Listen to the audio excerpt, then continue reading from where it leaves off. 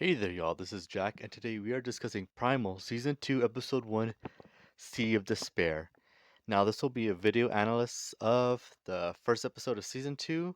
Why? Because I figure, you know what? It's been over a year since this episode came out, since Season 2 has been released, so I figured, let's go back and see how it holds up, alright? Let's continue on with the analysis. Alright, first we get actually a close up of good old Fang and Spear just watching as Spear just says, Mira, the first words we ever hear him say, visible words that we know, as he just shouts, Mira, and then he immediately goes into the water trying to go save Mira, try to catch up with the boat that took her away, which is, very, sad to see. Another human that Spear connected with, and she's just been stolen away just like that. And he just goes against the water. Again, good stuff here. He's just trying to battle against the waves, but the waves are just too much for him, to where it even just sinks him down into the water, which we all know later on in this episode. Spear's a pretty good swimmer, but just the waves here is just too much for him to overcome, as it washes him up onto the shore. And we get Fang there just watching him as she's worried for him, but Spear gets up and just says, Mira, one more time as he notices a leaf coming on by, which reminds him, ah yes, let's I know exactly what to do. And he immediately gets his stone hammer and just starts cutting up trees, starts breaking them down, because we all know he's gonna build a boat. And here's another thing I really like that I think Genny gets done very, very well is the silence between them two, not really speaking in words but understanding each other, as we see Fang just watching Spear just breaking down trees one after another, and Fang's like, okay, I get what you're doing and I'm gonna help you out. And she's just doing that, and she roars out towards Spears, like, hey, I'm helping you out. And Spear just roars right back at her like, atta girl, let's keep doing it, as they both continue to chop down trees all day until it gets to night, where they pile it up on the beach. And we get Spear just starting to tie it all up, starting to tie the boat all together, because he's a man on a mission. He's going to save his new friend, his new girlfriend, I should say. As we get all the way till morning, as Spear has the boat ready, he's like, all right, Fang, time to get right on. And nah, she's not having any of it, as we know from the previous season. She's has a somewhat of fear of water because the whole snake things, and yeah, she's not a fan of it. She's like, nah, I ain't have none of this. But of course, Spear's like, okay, I got an idea.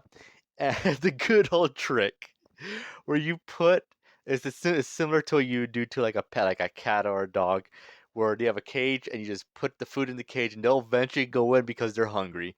And Spear does that with with good old Fang. He puts the grub on the boat, and Fang jumps right on, and Spear's like, "I gotcha," and he pushes the boat.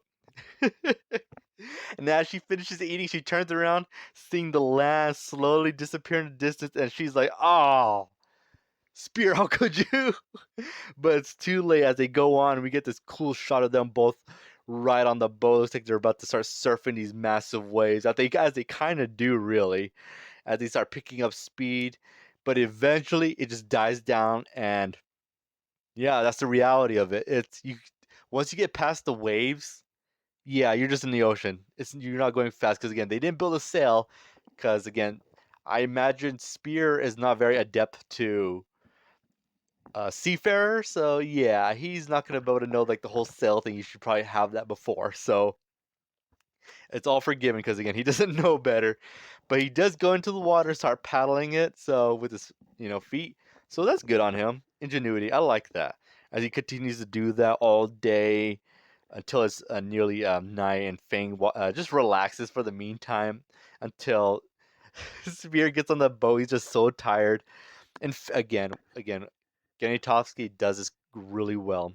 As Fang just watches, and she goes to her on the end of the boat and just puts her tail in the water and starts swaying her tail and starts making the boat go faster. It does tip the boat a bit, and to where where Spear has to hang on, but he does give a smile like, thank you, Fang, for helping me out." Till it gets to nighttime as they're both asleep on the little raft, and then we get these beautiful shots of shooting stars, glowing sea creatures like jellyfish under the water, and then a gorgeous shot of the moon just coming up from behind them, reflecting of the ocean, until eventually something starts making noise for Spear and Fang to wake up, and they're wondering what's going on here. As It turns out to be whales. But of course, Spear and Fang don't really know that, and they both start kind of, flipping out, start roaring at it until the whales start spouting water from their noses. And they go back in the water, and Spear and Fang just kind of give each other a look like, okay, that was weird.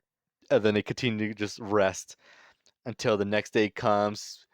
Spear is just happy to feel the sun, but then he hears poor Fang's stomach growling as he realizes, okay, yeah, probably should have brought some food.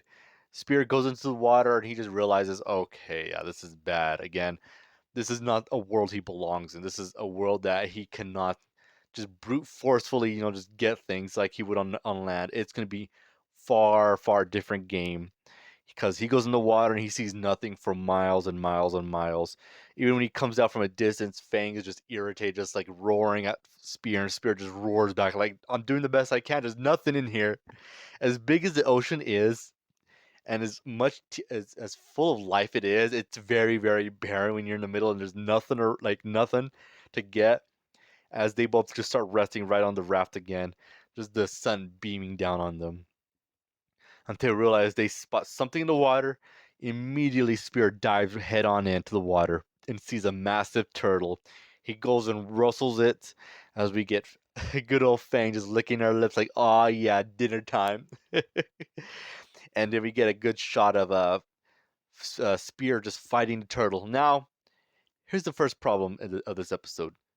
Spear, where's your weapon? If you had a weapon, this fight would not have lasted as long as it did. It really wouldn't. And yeah, the first big problem of this episode right here, he does not have a weapon, which is very, very odd because Spear always has his weapon. Why is he called Spear? Because he always carries a spear. And I could forgive that if he was, again, too busy, just want to get on the boat and go. It's like, okay, but he still had that stone axe with him. And he left it on the beach. He didn't think to bring it with him. He was going to take on the people who kidnapped Mira barehanded. I don't buy that. That's a big oversight, Genny. I hope we don't get any problems like this in the future, because again, that would sort this problem and a future problem in this episode. But of course, Spear uses his ingenuity to get the turtle right under the boat, chokes it out as the turtle has to go back to get some water. Turtle goes out, sticks his head out right next to the raft, and right there, Fang grabs the turtle, and it's dinner time as the ocean starts getting dyed red. You know what that means? Nothing. Actually, no, that doesn't really come into play like I originally thought. But then, of course, they started enjoying well-earned lunch as they continue to eat the turtle. Excuse me, not each other, but eat the turtle. And then Spear goes some more ingenuity, which I really enjoy. That they use the shell as shelter to cover themselves from the sun. Good on you, Spear. And when the rain comes in, they just continue to use it as a shelter, which is good stuff here. But I would have liked it they used the bottom part of the shell to get some water, because we don't see them drinking water. Which again, when you're on the ocean, you get very, very thirsty. I think that was something that was a little missed out, but hey ho, it happens. And then they get there for presumably the next day till flying fish. As yes, they can help themselves out to some even more lunch as flying fish go by. So they're so close that they can literally reach out, grab it. In Fang's case, reach out and grab a mouthful and chew on it. It's just lunchtime. As them two just start eating fish and the larger fish start coming by, and they're like, all right, but then horror as we see pterodactyls just dive bombing right into the water, grabbing fish, and start harassing Fang and Spear as they see bigger prey there. And as they continue to do so, a massive megalodon comes in and swipes a pterodactyl right out of the in front of the raft, and massive danger as Fang falls right into the water, sees the massive shark going right for the boat as Fang also crashes into the water. And of course, Fang realizes, yeah, I have to get out of the water. I have to go back to the boat. And Spear sees Fang just beelining to the boat, ignoring all of her surroundings as the shark closes in on the distance. And Spear has to go save Fang as he goes right to the shark. The shark actually swallows up Fang, Spear, excuse me. And Spear grabs a piece of wood, jams into the shark's mouth before it could reach Fang, and the shark berserk literally goes berserks out, destroying the bow and sending Spear or and Fang right back into the water. And as the water continues to punish them, the shark does not relent.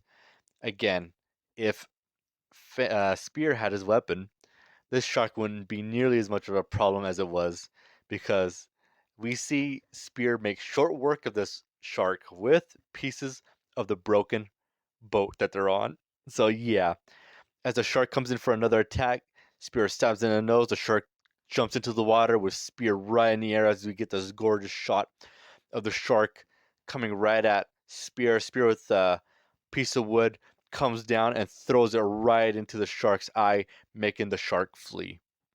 But of course, it's not over yet as Fang gets Spear on her snout, and then the water continues to bash and punish them some more until the next day, as we see Fang waking up on the beach alone for the first time since her children had died, and she met Spear in episode 1. She's all alone, and right there she's panicking, roaring out for her friend. Where is he? She has no idea. She has no idea what to do. And that concludes episode 1 of season 2. So yeah, I'm not gonna lie, I really do remember watching this for the first time, and this was a crazy, crazy first episode. Really enjoyed it. Um, The only real problems I had was, okay, there was a bit of plot armor with the shark, and again, a contrivance for, okay, the turtle just so happened to just arrive when they were starving, and then Spear forgetting any weapon, literally any weapon. But overall, good episode. So I'm gonna give this episode a solid 7 out of 10. Some stuff I can forgive, and some stuff I really can't. But you know what? 7 out of 10. I think that's more than fair. And yeah, consider looking forward to the next episodes. I will continue to go back on and do a retrospective on how these episodes hold up. So if you listen this far, I appreciate it. And if you were entertained, please consider subscribing. I'd greatly appreciate it. And I hope you guys have a great day and take care.